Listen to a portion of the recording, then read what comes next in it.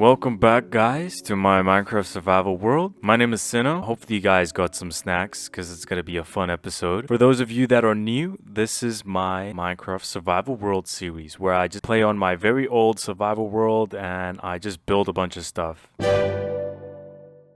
Speaking of building stuff, look what I built over here, guys. Oh man, this looks amazing. When I originally came up with the design for the Pinerust market, I originally used the wool, you know guys, like people use the white wool with red wool and it's like colored stripes and all that. And then I realized it was very bold and very saturated and it looked a bit uncanny. It didn't really fit into this entire environment. So then I thought a bunch of different colored wood variants might just work, and I tried it, and you know what? I like it. I like it a lot more. Sometimes you want color to pop, and other times you don't want the color to take away all the attention, but I think this is quite perfect if you ask me. Of course, we got the sign over here, Pinerust Market. I added some spruce fences with some dark oak fence gates, and then I put brown candles on top of the spruce fences here, just to add a bit of detail and variation to the top part, because the top part felt a bit flat. As for the tables, it's just 2 trap doors and then 2 signs on each side, and then just stairs for the table.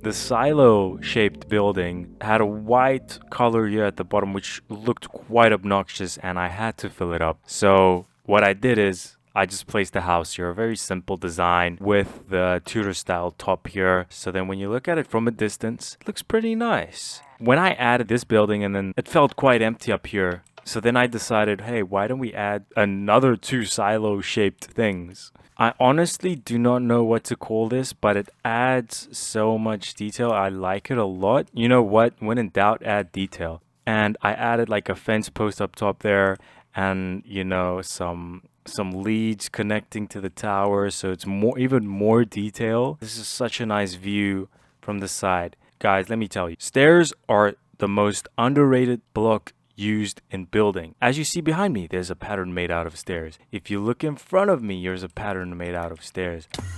You see, like, these are upside down stairs. It gives like a slab-shaped gap between 2 blocks, which I like a lot. So I did that for the stairs. You can do it horizontally like I did over there, or you can do it vertically, like I did over here. One tiny detail you guys might not realize is, if you look over there, I added these tiny holes here, and I used stairs. As you can tell, like, this entire mess over here is just a bit of a teaser for what the harbor's vibe is going to be in Pinerust, which I really am excited for, and I'm very excited to build.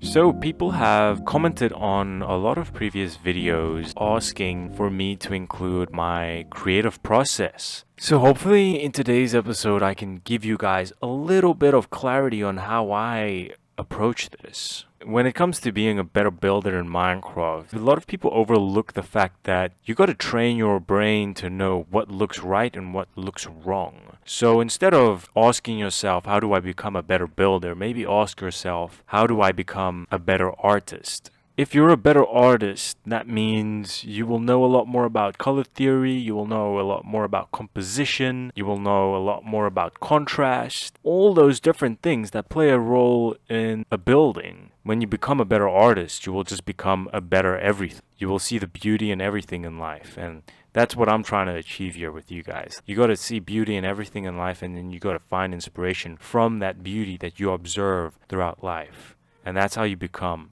a true builder.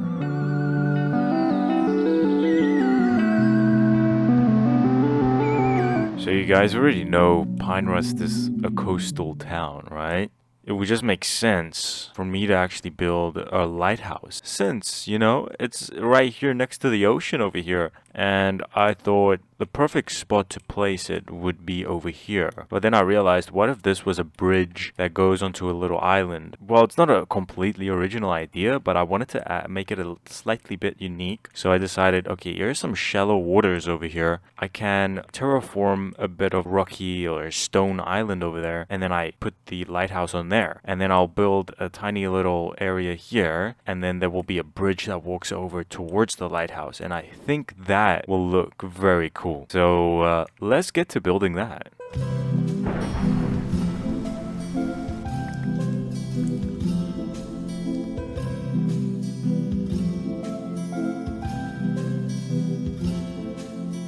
So I have built the island. And I've also built this little building here connecting the mainland to this island. I just started out with some cobble deep slate. Layer by layer, I just did a different block just to show a bit of a shadow. So then I did tough after the cobble deep slate, some mossy cobble, mixed in with some regular cobble, and then some andesite, and then some smooth stone, and that's about it. It's gonna be like a little bridge, and you take a staircase down here, and then you walk along here, and then the lighthouse will be over here, which is my plan. And I want it to look a little bit like it's a little bit dilapidated, so there's like some wooden scaffolding just lying around, or just structural scaffolding and stuff just holding it together. You know, the general theme of Pinerust is abandoned stuff getting repurposed. A similar example can be the log building over here. The log building burnt down a long time ago, but then it got refurbished. And this, I wanted to represent an old lighthouse that got refurbished, and this is like the new settlers of Pinerust built this. This is the Pinerustian architecture style over here. So now I'm going to be building the lighthouse.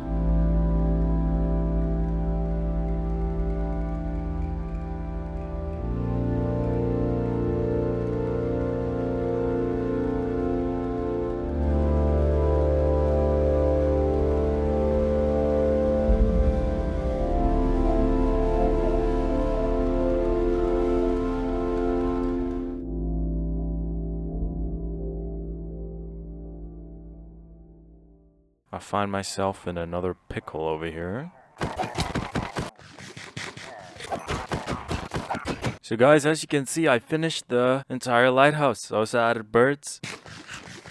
So let me show you guys what I did. So I finished this. I already showed you guys this, but I think the interior is somewhat okay, I would say. Got the new copper lantern. And if we go down here and we take this pathway, it leads all the way up to this lovely lighthouse over here. Looks amazing, guys. As you can tell, I tried to transition mud block to like white, and then I transitioned the white to like moss. I used quite a various amount of blocks. I used raw iron blocks to blend it into white terracotta, and then birch logs, and then pale oak logs. If we go in here, there's a spiraled staircase that goes all the way up. And when you go all the way up here, you can see from all four sides over here, but it's not quite visible. If you want to get down really fast, you just go here, fall into the scaffolding. Just remember to press shift when you fall into that. You really got to be in the main area of Pinerust just to, you know, take it in from a distance. Like, look at this.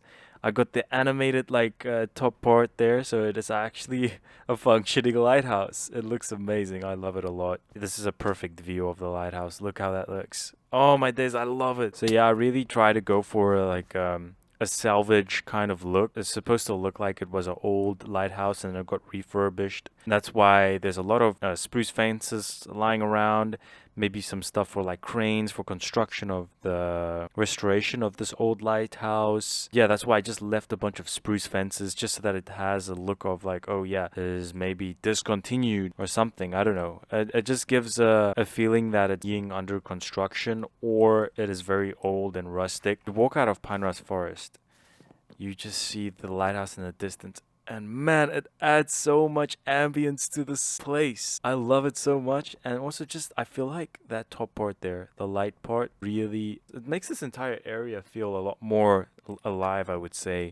Just a subtle lighting trick with observers. Who knew that would have made such a huge difference? But yeah, look at this. And now if you walk down this road, you can see the lighthouse in the distance as well, which is great. And also, of course, I need to have my birds. But yeah, guys, enough yapping. Cue the B-roll.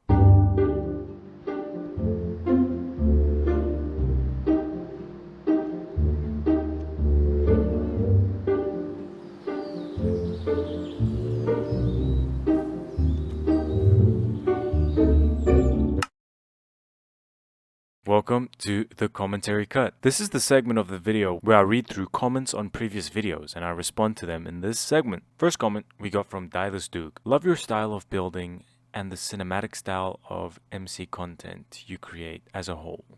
You inspired me to begin posting my own content of my builds. Damn, bro, I am so happy I could inspire you. Best of luck to your channel. Guys, maybe check him out.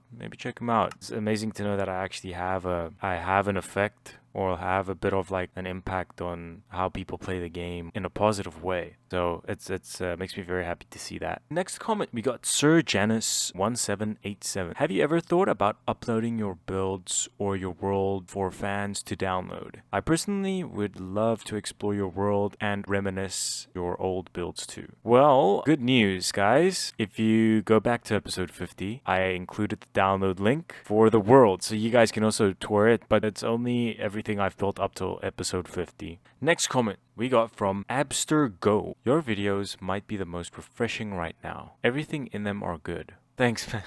Something I'd like, if you have enough time and want to, is to show the process of how you came to build something. Your cop shop is so good, but the creation process intrigues me a lot. That's a very good question, and I've been getting too many questions from people asking, "Oh, what is your creation process? How do you come up with these ideas and yada yada yada?" It's hard to break down what I'm thinking when I'm in a flow state, because I get into like this state of thinking and doing where I just place blocks and I just completely lock in and zone out, and it's very hard for me to break down what I did or what I'm doing in real time. I could maybe do it after I built the thing, something like that, but it's very hard for me to break down my process. What specifically do you guys want me to really break down? Because the creation process could mean a lot of things. Do you mean like how do I pick what blocks I want to use in the build, or how do I gather resources, or how do I just come up with the idea or the shape of the building? The creation process involves various things, and a lot of those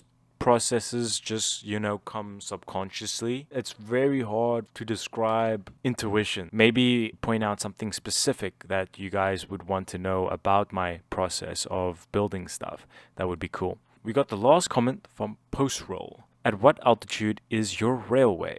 So when I'm standing on the railway, my head is at Y level 80. This is just a random height I chose for the railway. I just really wanted it to be like slightly elevated so I can do this like bridge effect over here into the distance and whatnot. But yeah, guys, that's the video. Hopefully you guys enjoyed it. Comment down below what do you guys think of the builds I did in today's episode. And I've really been trying to make the videos a bit longer, but I've been procrastinating. I haven't been as locked in as I used to be. That happens. I seriously want to get back to making longer videos because I really enjoy doing that. With that being said, I'll see you guys next week. Cheers.